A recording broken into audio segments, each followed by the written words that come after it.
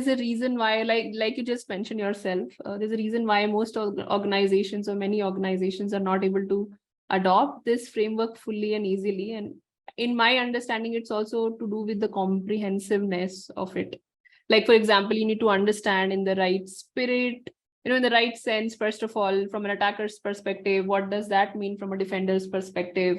There are a lot of operational details to understand, a lot of correlation that goes behind the scenes. So understanding it itself, I think, can be a challenge for any average security team. So how do you tackle that? Because I think that would be your first stage, even before actually going for the implementation.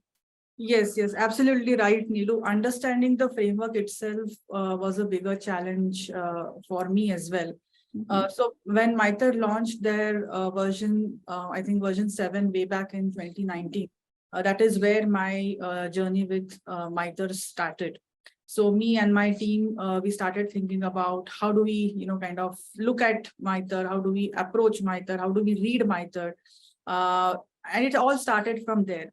And I still remember at that point of time, MITRE attack framework had two different parts in the enterprise matrix itself. It was called as the pre-attack and attack. And at that point of time, attack consisted of, I think, 12 tactics and 185 unique techniques, and somewhere close to 230 or 235 unique sub-techniques. And when we looked at the pre-attack, what made sense for us is to include recon-related tactics from the pre-attack, and then cover all the tactics, from the enterprise attack. That's where we started. And I think I still remember at that time, there were very few security vendors who mapped their detection or prevention capabilities to the attack framework. We had to take a complete manual approach where a lot of work was done in Microsoft Excel.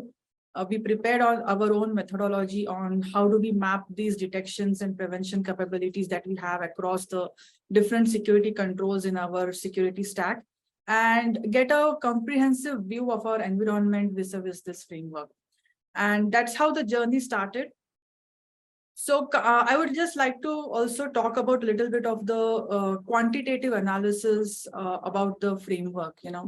I think this is one area where not many of us really spend time, because if we spend time, you will understand what is the quantum of work that we have to do when we start the implementation.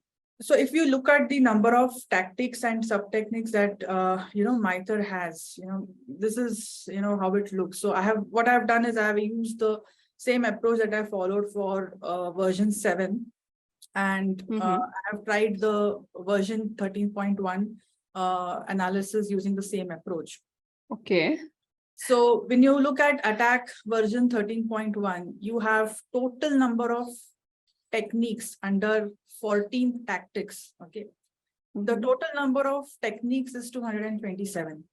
Okay. The total number of sub-techniques within these techniques is 558. Okay.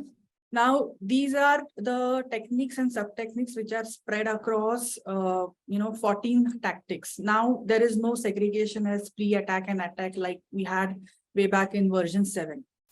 Now, out of these total number, there are unique number of techniques and sub-techniques. Okay, so there are 196 techniques and 411 sub-techniques which are unique. Okay, what this means is that there are 31 techniques which are repeated in these 14 tactics. There are 147 sub-techniques which are also repeated as part of this, techniques and tactics. Okay.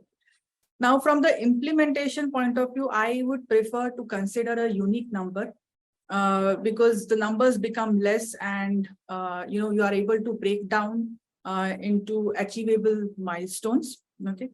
And detections, when you build the detections, these detections should be implemented at the sub-technique level, so that we are able to complete the chain right from tactics, techniques, and sub-techniques. Okay.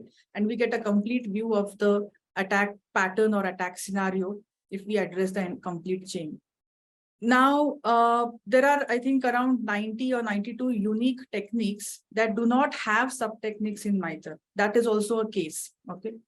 And in such cases, the detections will be limited at the techniques level.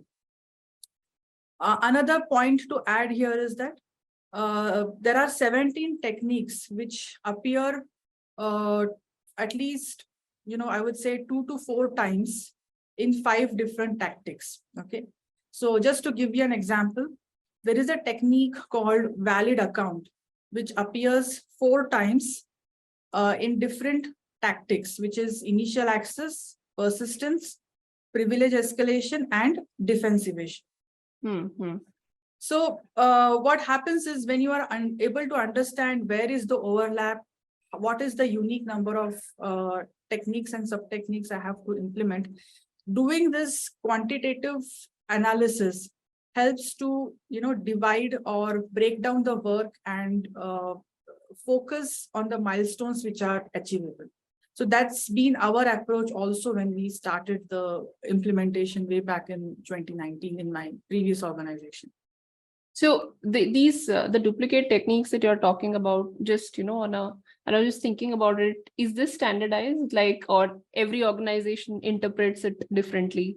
No, these are standardized. These are pretty much standardized. In fact, I have downloaded version 13.1 in the Excel format and tried to identify which are the, duplicate ones, like valid account. When you look at valid account, if you are able to cover valid account as a technique, and I think it has got another 4 or 5 sub techniques.